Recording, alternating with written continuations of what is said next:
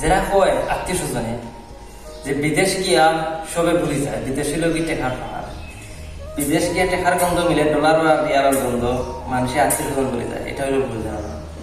আমি আপনাদের আজকে দেখাইতেছি যে সকাল 6টার সময় গাড়ি আনিয়ে নামায় দিয়া গেছি, আর রাতকে সন্ধ্যা 6টার সময় গাড়ি আইবে নেওয়া।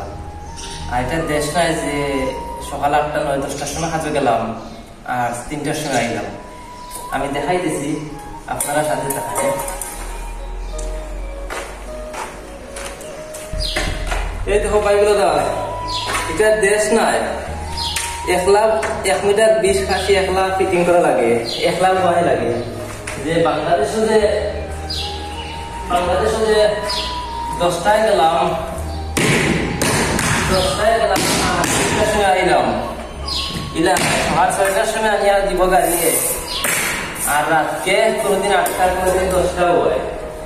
তো যেটা মানে হয় আর কি, আর মানে বিদেশ দিয়ে হার গন্ধ খাইছে, আত্মীয় স্বজন ভুলে গেছে। ইলারা খাও না খাও তুমি কিন্তু সকাল 6টা গাড়িয়ে দিব, আর 1 লাখ তুমি কাজ করতে হইব। সাথে আরো লোক থাকলে আছে, নাইলে তো 1 লাখ প্রায় 10টা 8টা 9টা পর্যন্ত কাজ করতে হয়। তো এটা হচ্ছে ভুল ধারণা, যারা হয় বিদেশ গিয়া মানে হার গন্ধ হয় আত্মীয় স্বজন ভুলে যায়।